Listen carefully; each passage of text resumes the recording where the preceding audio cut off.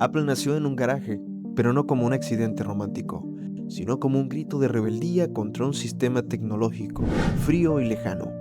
Su historia es una guerra de ideas, egos y obsesiones, una historia de amistad, traición, innovación y redención. Detrás de cada iPhone hay una batalla humana que casi nadie conoce.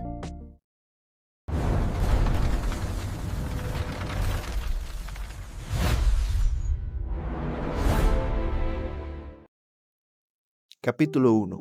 Una chispa en un garaje. A mediados de los años 70, California era un hervidero de ideas, computadoras primitivas y jóvenes obsesionados con cambiar el mundo. En ese entorno, dos amigos poco convencionales se unirían para hacer historia. Uno era un visionario ambicioso, el otro, un genio temido de la electrónica. Steve Jobs no tenía título universitario, pero tenía algo más poderoso: una visión casi religiosa sobre el potencial de la tecnología. Había abandonado Reed College en 1972, vivía con pocos recursos, experimentaba con dietas extremas y buscaba un propósito mayor. Steve Wozniak, en cambio, era todo lógica y modestia. Criado en una familia de clase media, construía calculadoras y computadoras por diversión. Cuando conoció a Jobs, supo que había encontrado un socio capaz de llevar sus inventos al mundo. En 1976, en el garaje de la casa de los padres de Jobs, en Los Altos, nacía Apple Computer. No había inversores, ni estructuras, ni empleados. Solo había una pasión, piezas sueltas y una misión: construir una computadora personal que cualquiera pudiera usar. Su primer producto, el Apple I, era rudimentario. Una placa base sin carcasa ni monitor, vendida por $666,66, y aún así vendieron más de 200 unidades.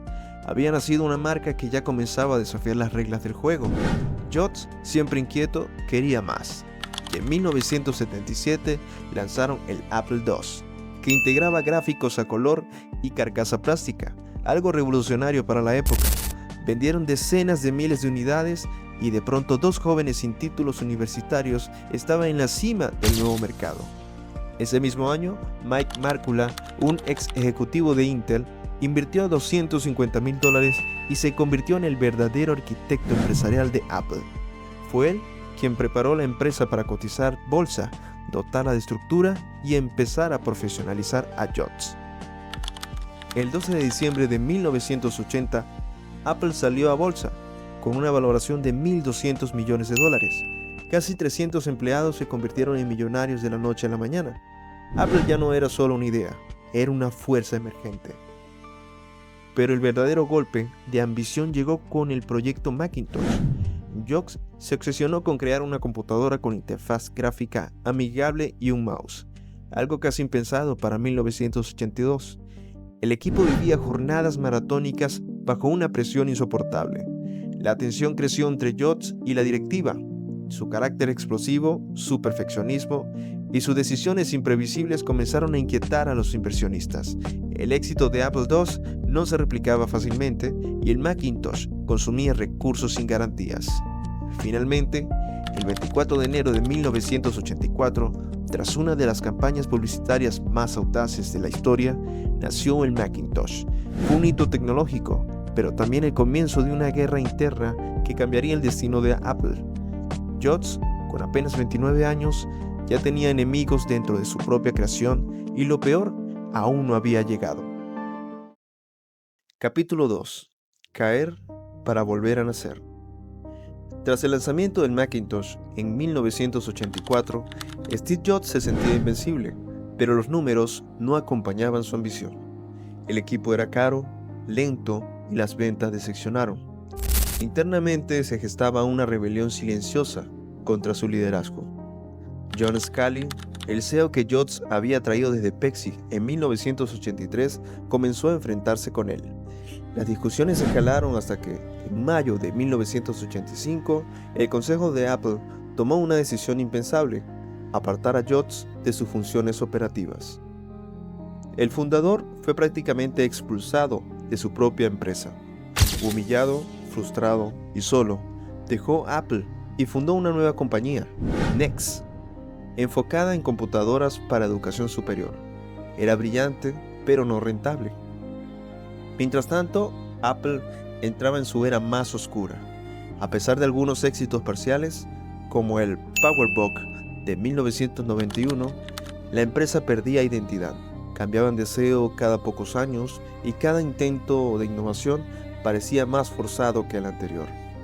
En 1993, Apple lanzó el Newton, uno de los primeros asistentes digitales personales. El producto era adelantado a su tiempo, pero lleno de errores técnicos. La crítica fue dura, las ventas desastrosas y Apple parecía haber perdido su magia. A mediados de los años 90, mientras Microsoft se convertía en el amo absoluto del software con Windows, Apple se tambaleaba. Su cuota de mercado caía, sus productos eran confusos y los rumores de quiebra comenzaban a sonar con fuerza. En 1996, la empresa decidió comprar Next por $429 millones, no solo por su tecnología, sino por algo más profundo: recuperar a Jobs. El 9 de julio de 1997, Steve volvió como CEO interino, y con él volvió la visión. Una de sus primeras decisiones fue radical: recortar más del 70% del catálogo de productos. Quería simplificar, enfocar, volver a empezar. Apple necesitaba no solo innovar, sino volver a tener alma, y Jobs sabía cómo hacerlo. En 1998 llegó el primer golpe de efecto, el iMac, una computadora todo en uno, colorida, con formas curvas y diseñada para ser bella. El mercado respondió con entusiasmo. Apple estaba de vuelta, pero era solo el comienzo. Jobs entendió que el verdadero poder estaba en crear un ecosistema. Con esa idea, en octubre del 2001 lanzó el iPod, un pequeño reproductor de música digital que cambiaría para siempre la industria musical. 1000 canciones en tu bolsillo, decía el lema. Pero incluso ese éxito no se comparaba con lo que venía. Jobs y su equipo trabajaban en secreto en un proyecto que combinaría música, comunicación y navegación. El 9 de enero de 2007, el mundo conocería el iPhone. Aquel dispositivo con su pantalla táctil, diseño minimalista, no era solo un teléfono, era una nueva forma de vivir. El iPhone no solo salvó a Apple, la convirtió en una de las empresas más influyentes de todos los tiempos. Pero la gloria venía con un costo. El ritmo de trabajo era agotador. Jobs en silencio enfrentaba una batalla más dura, un cáncer de páncreas, que lo debilitaba mientras lideraba la empresa con mano de hierro y creatividad desbordante. Mientras millones celebraban cada nuevo producto, dentro de Apple se vivían momentos de tensión, presión extrema y decisiones difíciles. Todo dependía de Jobs y él no era eterno. Capítulo 3. El legado de una manzana inmortal. El 5 de octubre de 2011, el mundo recibió la noticia que nadie quería oír. Steve Jobs había muerto a los 56 años. La mente que reinventó la música, los teléfonos y la informática perdía su última batalla. Apple quedaría huérfana y en vilo. Muchos pensaban que sin Jobs, Apple perdería su rumbo, pero el hombre que lo sucedió, Tim Cook, ya conocía la maquinaria desde adentro. Era metódico, sereno, obsesionado con la eficiencia y no tenía el carisma de Jobs, pero tenía temple. Bajo el mando de Cook, Apple no solo sobrevivió en menos de una década, se convirtió en la empresa más valiosa del mundo. Diversificó sus ingresos con servicios como Apple Music, Apple TV Plus y la App Store. Ya no era solo hardware, era un ecosistema global. El iPhone se transformó en un objeto imprescindible, desde el iPhone 5 hasta el iPhone 14 Pro. Cada nuevo modelo empujaba los límites del diseño y velocidad. A comienzos de 2024, Apple celebraba haber vendido más de 3.000 millones de unidades. Pero el camino no fue solo éxitos.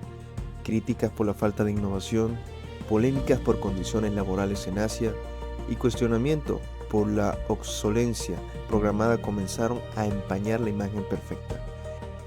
En 2020, Apple lanzó su primer chip propio, el M1, rompiendo con Intel y demostrando que aún podía redefinir industrias enteras. Los MacBooks ganaron potencia, eficiencia y velocidad. Una nueva generación de usuarios volvía a enamorarse de la marca.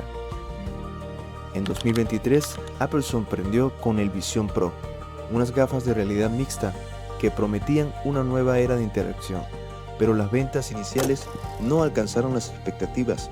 El futuro del producto aún era incierto. El riesgo no siempre paga. Mientras tanto, las cifras impresionaban: más de 160.000 empleados, tiendas en 25 países y una valoración que superó los $4 billones en 2025.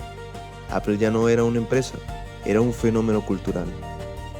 Aún así, muchos se preguntaban, ¿dónde está el alma de Jobs en este Apple? La empresa es más estable, más rentable, pero también es más corporativa. Las decisiones se toman por consenso.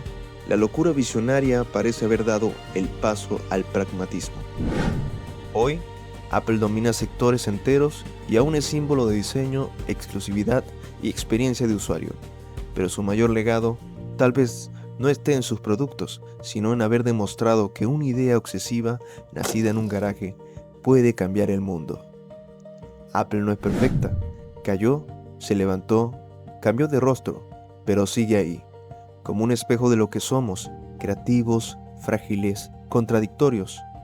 Y sigue preguntándose, como en 1984, si estamos dispuestos a pensar diferente.